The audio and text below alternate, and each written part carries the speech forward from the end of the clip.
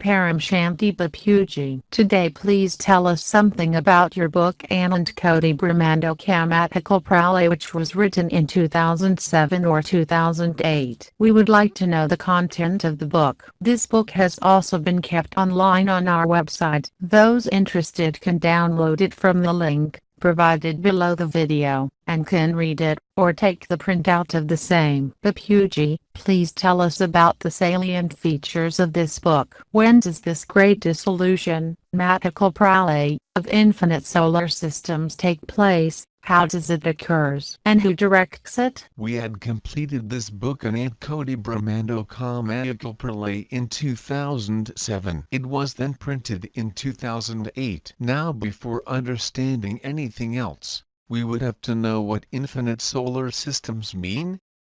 Who created them? Why did he create them? How do they function? How does the great dissolution of these infinite solar systems take place? And who dissolves them? To understand this, first you will have to know the difference between a solar system and infinite solar systems. We have written this book with the help of 4 Vedas, 16 Upanishads, 18 Puranas that are present in our ancient Hindu scriptures. We have also taken some details from the book Parlik Punarjanam. We did not put any irrelevant information in this book. Now, what do we mean by infinite solar systems? What does infinite solar system mean in scientific term? Bapuji, I would like to know your explanation and your understanding, based on the things that you have experienced and seen through your divine vision. Our mind would become clearer, if you could kindly tell us your understanding and discovery one by one with reference to each of the pages of the book, as you have given a lot of knowledge after 2008 which is not covered in this book, or is in limited amount, in this book. Though this book was printed in August 2008,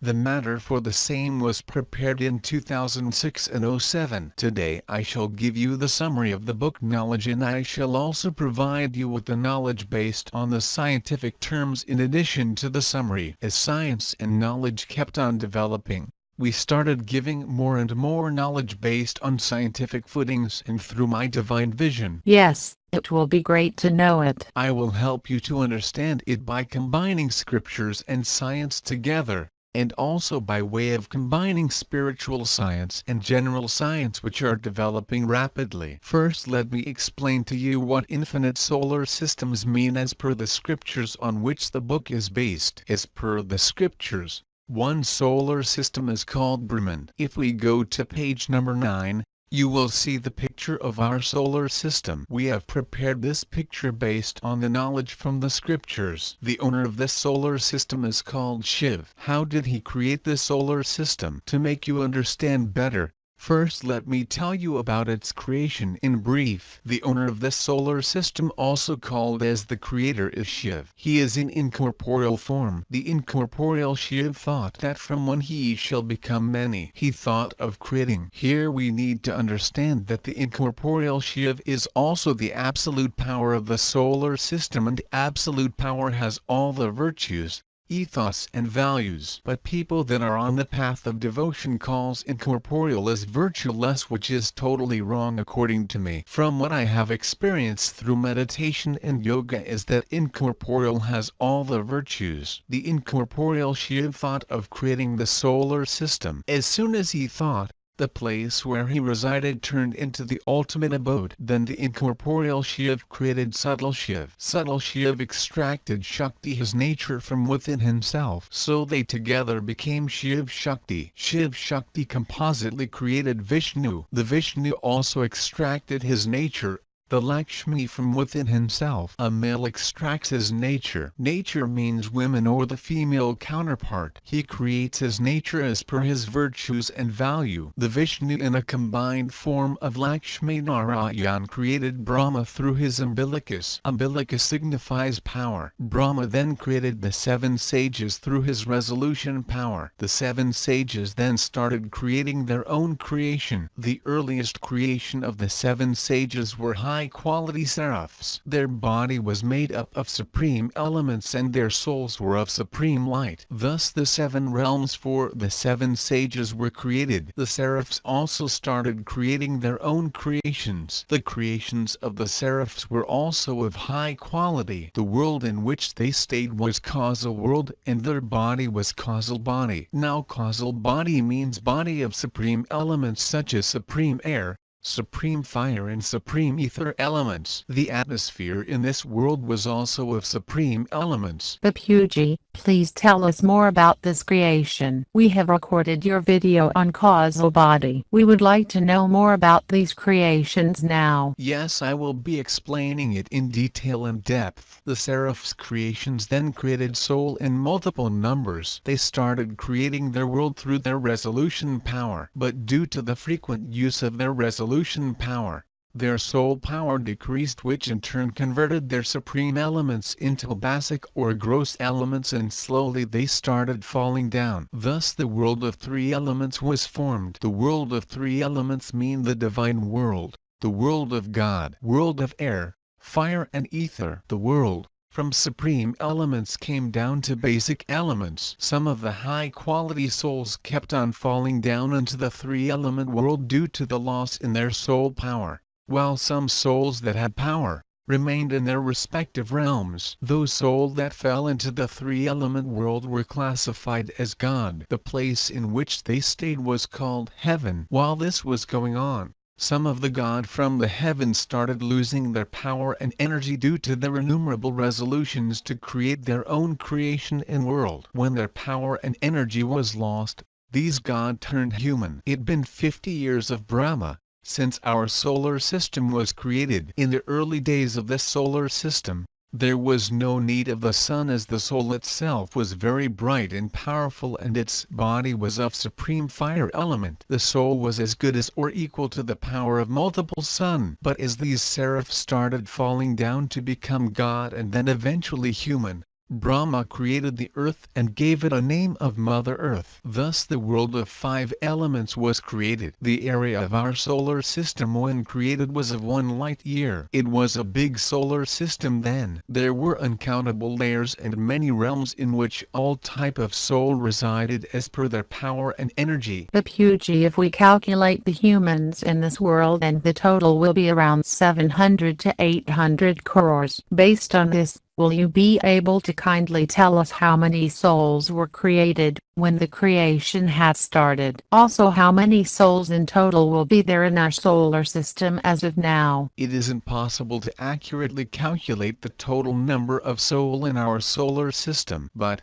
I can tell you one thing: this Earth is equal to 1 grain of mustard seed or 1 pinpoint in our solar system. The size of our Earth is negligible in this solar system. If we take the human souls on this Earth, the total will be around 700 to 800 crore, 7 to 8 billion. These human souls are nothing when compared to the billions and trillion times soul that are residing in the subtle world and the causal world above. Now try to understand what happened when the human soul lost power and fell further down. When the gods that had turned into human again lost power and subsequently fell down, the 7 Hades were created below the earth to accommodate the falling soul. The names of these Hades were Edel, Vital, Sutal, Mayadal, Patal and so on. These Hades kept on forming below the earth as human soul turned into demons and monsters. Their 5 elements became heavy and so did their intellect and the mind. When they further started committing sins and losing power,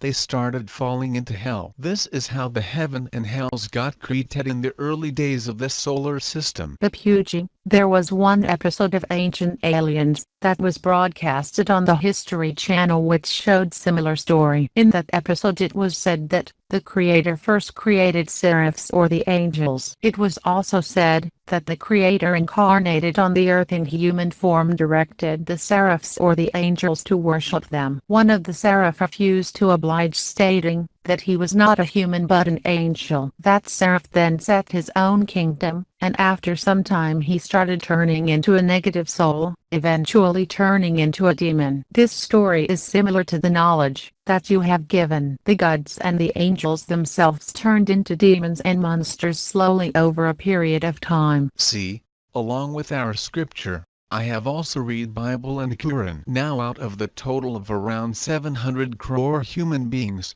around 500 crore are Christian and Muslims. They say that the first creations of the Creator were seraph or the angels. I have probably not found this written in our scripture, as most of the scriptures have the knowledge and history of around 5,000 years or so. You may find word or two that shall state the history beyond 5,000 years. But as far as I have understood and seen through my divine vision, the first creations that the Creator creates anywhere in this infinite solar systems are always seraphs or the high-quality angels. The world that he creates is of supreme elements, causal world. The body of the creation happens to be of supreme elements, and their soul happens to be of supreme light. But slowly, when the souls start creating their own creations in multiple numbers, the power in their soul decreases, and eventually from seraphs they turn to God, and from God they turn to human, and gradually from human to demons and monsters, and fall down to the seven Hades,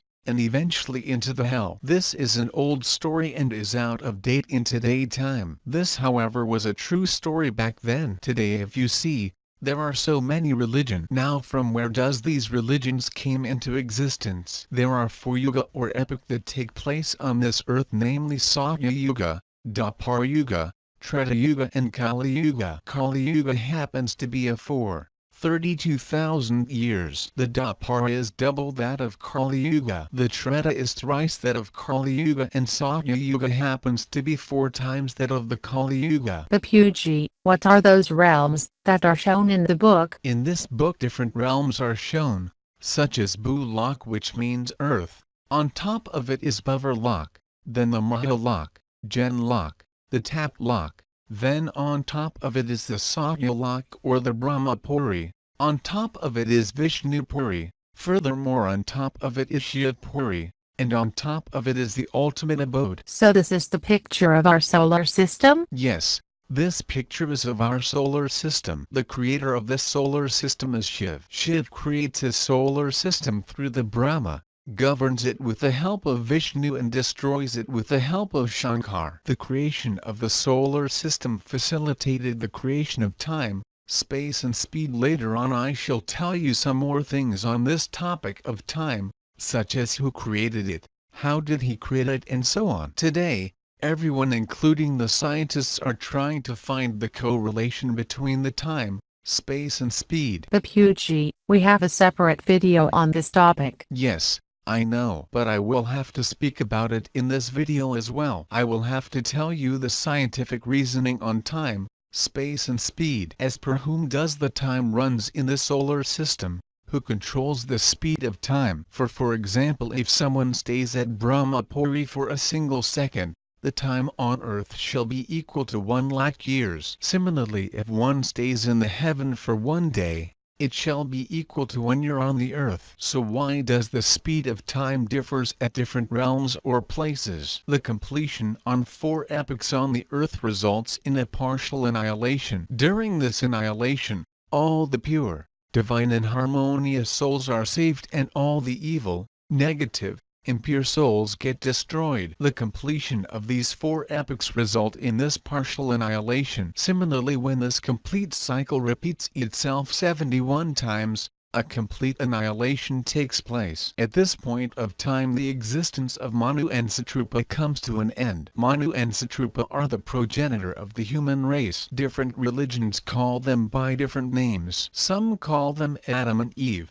Some call them Adam and Hawa. So when the complete Yuga cycle repeats itself 71 times, It is known as one Manvantar. Manvantar is the lifespan of one Manu and Sattrupa. During this time the complete earth is destroyed or the complete annihilation takes place. The earth is said to get submerged into the water due to the great floods, and at this time the Vishnu comes to save the 7 sages and the seed souls. So this is one annihilation? Yes, it is also written in Bible and Vishnu Puran. Now kindly tell us about the dissolution of infinite solar systems. Yes, after completing this topic I shall be telling you about the dissolution and the great dissolution. During the complete annihilation, the Vishnu incarnates as a fish to save the 7 sages and the seed soul. This incarnation is called Matsya Avatar in the Hindu scriptures. Now, when the cycle of Manvanta repeats itself 14 times, or when the life of 14 Manu and Sattrupa gets over,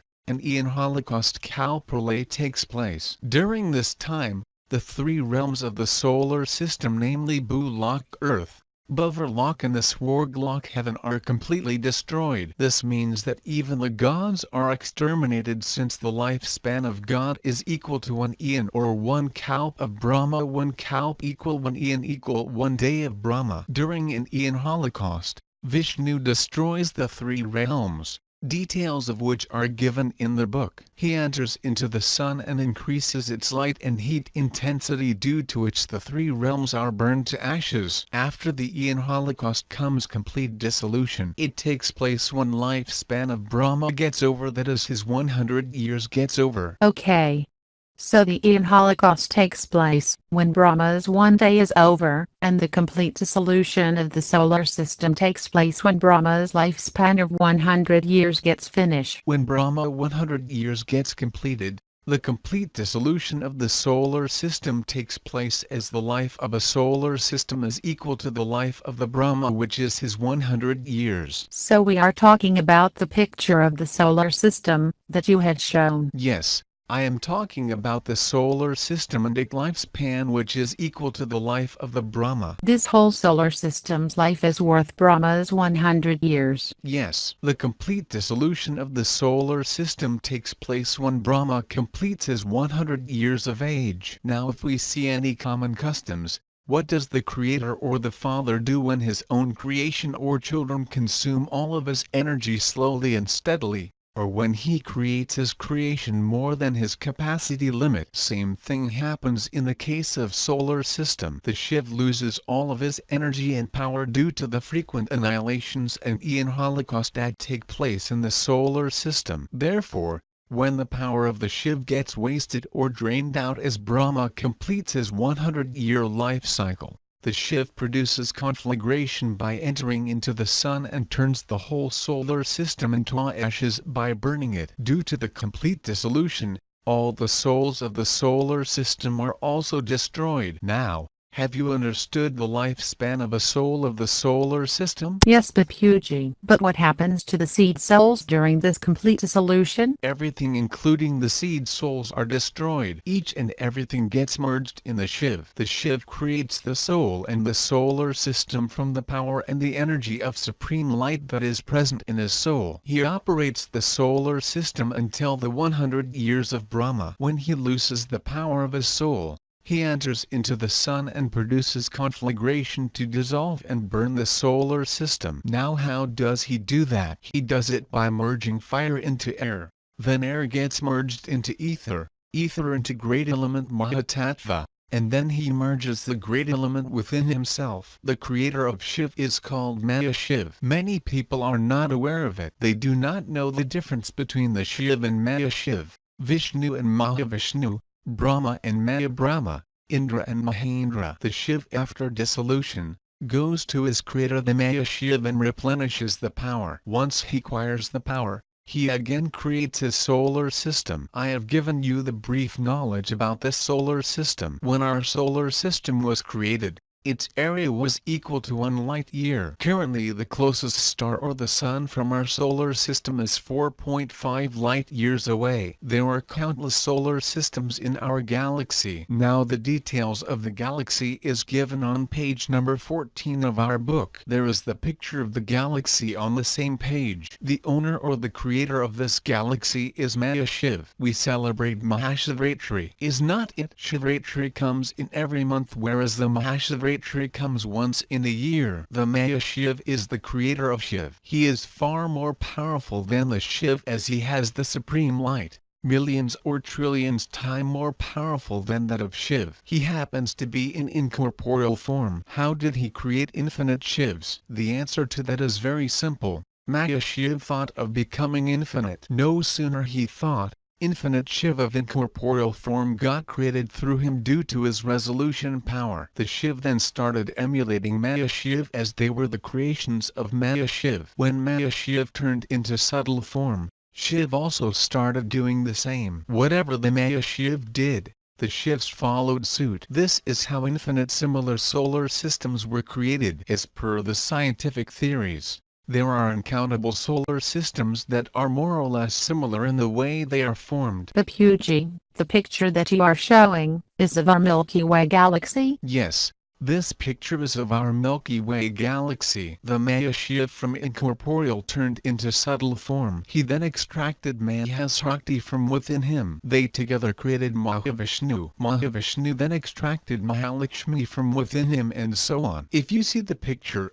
at the center lies the Supreme Ultimate Abode. Supreme Ultimate Abode means the powerhouse. It is full of supreme light of incorporeal Mahashiv. The subtle Mahashiv and Mahashakti reside near the Supreme Ultimate Abode. Besides subtle Mahashiv and Mahashakti, resides the Mahavishnu and Mahalakshmi. Besides them at the Mahabrahma and Mahasaraswati. They then create Maha-Indra. So a lot of souls get created near the center of the galaxy. The white circular area near the Supreme Ultimate Abode is made up of supreme elements. All the controlling souls of the galaxy stay in this portion near the Supreme Ultimate Abode. All the infinite solar systems rotate around this area due to the gravity of the Mahashiv. For example, the planet in the solar system revolves around the Sun due to its gravity. Similarly, the infinite solar systems revolve around the center of the galaxy due to its gravity. Recently I had seen on a TV that scientists have discovered around 200 billion giant suns that are revolving in our Milky Way galaxy. Now how many solar systems will be there in our galaxy? The answer to it is very simple. There will be as many solar systems in the galaxy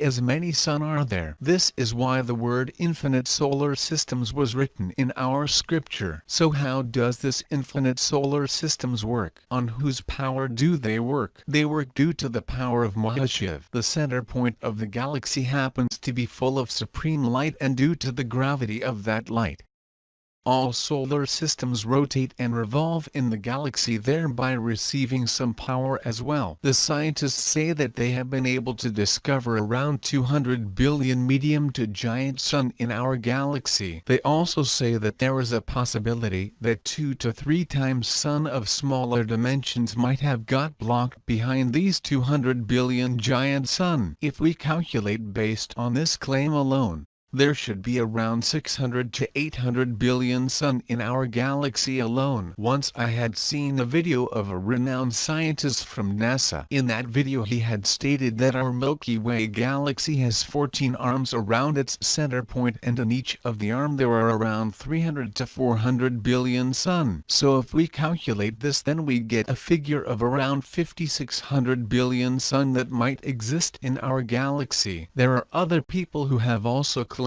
that there are even more sun in our galaxy, but we take the average of around 400 billion. The scientists have calculated around 1000 billion sun in our neighboring Andromeda galaxy. There are galaxies that are even bigger than our galaxy. All the sun revolve around the center of the galaxy. Our sun is estimated to be around 25,000 to 35,000 light years away from the center of our galaxy. Bapuji, sorry to interrupt you. I want to ask you one question. We call our sun as sun god. The scientists say that there is one more sun which is 10 million times bigger than the one we have. So can we call that sun as super sun? No. We can call it Super Sunday, as the Super Sun title may be given to the creator of the galaxy. In our galaxy, the Super Sun, that is Mahasuri, is spread across the area of 1,000 light years. In our spiritual knowledge, we shall call the power of Mahashiv as Super Sun. So, the Mahashiv created the Mahasuri, that is, Super Sun. No.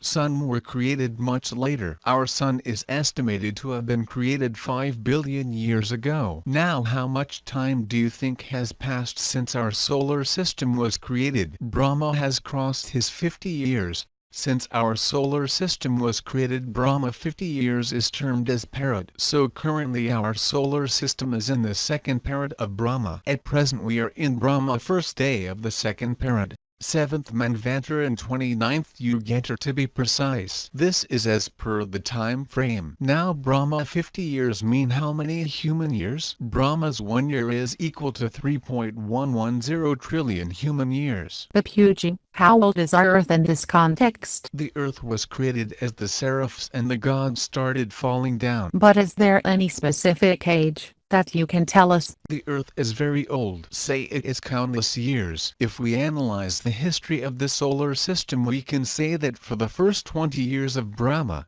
the seraphs and angels inhabited the world. Then later on, for the next 10 years of Brahma, the world was inhabited by the god. The human and the earth was created after the first 30 years of Brahma as the gods started falling down. We may say that the age of earth is roughly around 20 years of Brahma. The creation of earth made it necessary to create the sun. There was no need of the sun during the early days of the creation of the solar system, as the souls of the seraphs and God had a lot of power and light in them. The light from their soul was more than enough, and also their body radiated light and glow. This means the earth would also be vacant and sterile, and without any life form, when it was first created. Yes, as the god lost their soul power, they fell down and took the human form. The earth, when created, was vacant and sterile, as it was created much earlier than actually needed. Brahma always creates every necessary thing much earlier than actually required or needed. When the human were first formed, they did not had to eat or drink to sustain their life. They only had to make use of the resolution power. They only had to think about food, and their body used to get the nutrients without having to eat anything physically. It only recently that humans started eating and hunting for food. In early days, there was a divine tree on earth that fulfilled the wishes. As the souls from the upper realms kept on coming down, they created different kinds of birds, animals and plants with the help of their resolution power. They then slowly turned negative from their positive form. These souls later on became worms and germs. As the souls kept on falling down, the 7 Hades had to be created, and then further 55 crore hells were also created. This resulted in the formation of heaven and hell. The souls that were pure and did good deeds went to heaven, while those negative souls who committed sins fell down to hell. These things were there earlier,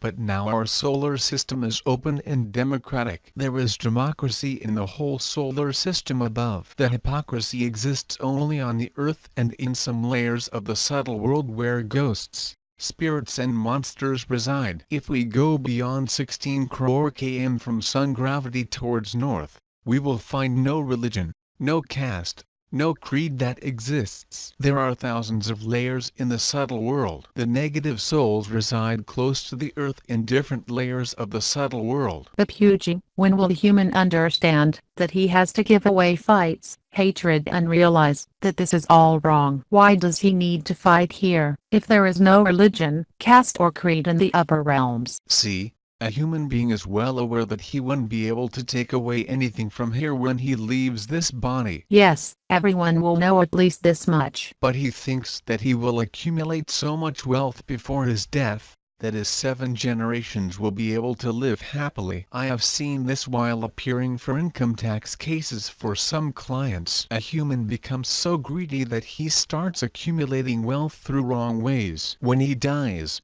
He says to himself that all the money that he has made is of no use. All he has to take along now are the sins that he committed while accumulating the wealth through wrong deeds. Everyone knows it. Let us not waste our time and energy by thinking and discussing about it. We were discussing about solar systems and galaxies. So now what is the lifespan of a galaxy? We know that the lifespan of a solar system is equal to 100 years of the Brahma of that solar system. The power of the Mahashiv also tends to decrease over a period of time and eventually gets over, just like Shiv. It is written in our scriptures that infinite solar systems get created and destroyed within every second. For example, a single second in Brahmapuri is equal to 1 lakh years on earth. 1 year in Brahmapuri translates into 3.110 trillion years on earth. Similarly, 1 second of Mahashiv is equal to 100 years of Brahma. Therefore it is written in the scriptures that infinite solar systems get created and destroyed within every second of the Mahashiv. Bapuji, where will the Shiv, Vishnu, or the Shankar of this solar system be? The incorporeal Shiv of this solar system is in the upper realm. The subtle Shiv,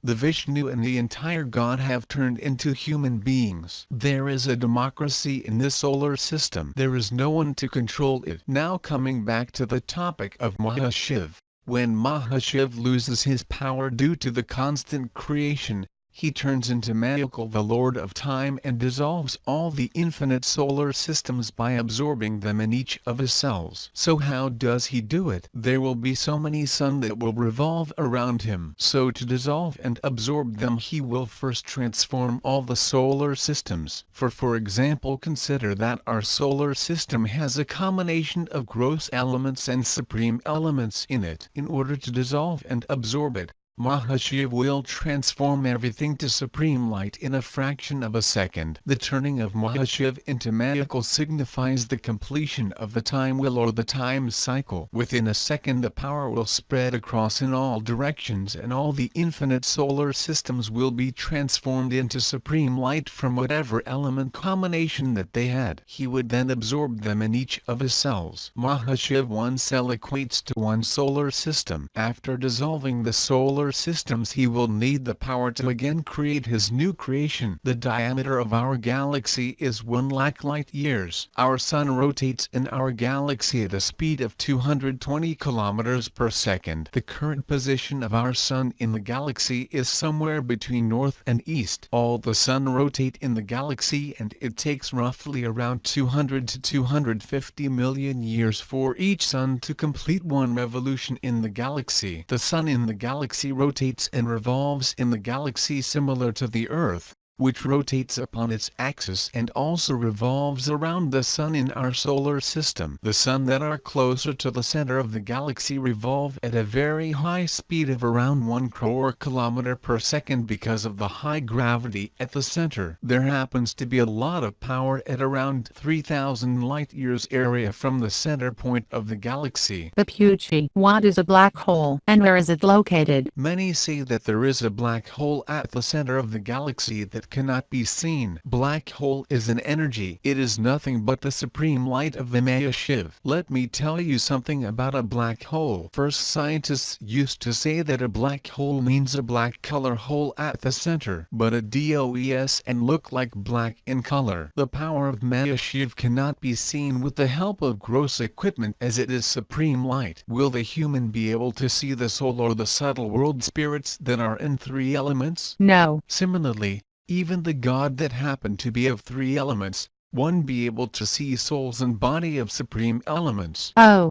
Even the gods won't be able to see supreme elements? No.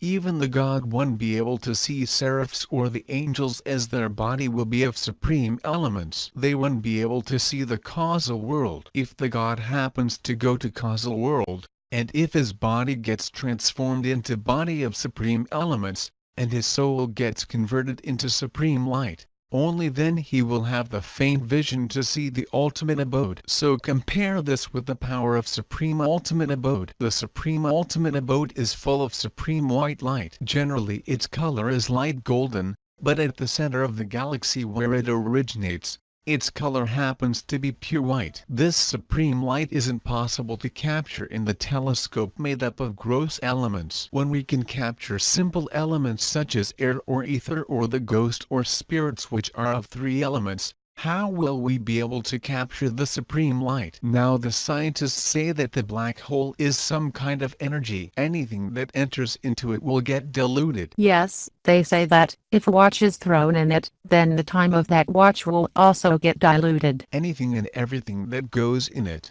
other than the supreme light, will be diluted in a fraction of a second. It is supreme light after all. Anything that goes into it will get diluted and converted into supreme light. Scientists call this as black hole. A few days back I had said that there is no black color at its center. Just like there are many suns in our galaxy that have turned into black hole. They can be seen, but if you go near it, it will suck you up and will destroy everything. Even if other sun came close to it, it will suck it and destroy that sun. It will transfer all its energy and light, and will destroy it as it is made up of supreme light. It will convert everything into supreme light. Therefore the center of the galaxy is nothing but the supreme light of the Maya Shiv. It is energy and power. Recently these scientists have started saying that it is not a black hole but a white hole. They might have been able to understand it or may have captured some white energy radiating from the center of the galaxy in their advanced equipment. They are now saying that all the star or the sun are made up of these white energy or light, and the sun keep on creating and destroying with the help of this energy. Whenever needed,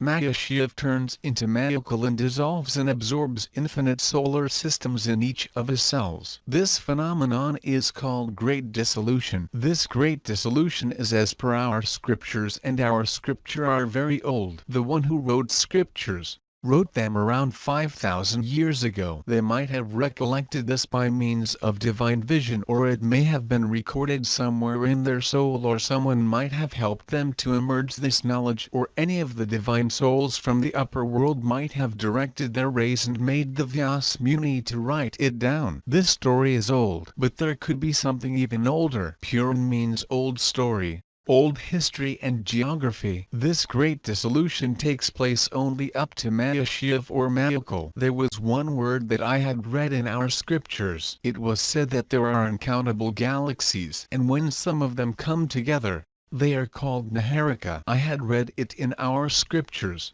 though I might not be able to tell you accurately for what that word Naharika was used. I had read that, when many galaxies come together, they form Naharika. Think of it as a cluster of galaxies. That means when 10, 12 galaxies come together, it is called Naharika. Yes, when say around 25-30 galaxies come together, they are called Naharika. Scientists say that there are many universes if we go beyond these galaxies. They have given it the name universe, but in our knowledge path I say it Brahman, that is the universe. Bapuji, we will continue further in the second part of the video. Thank you so much. Param Shanti.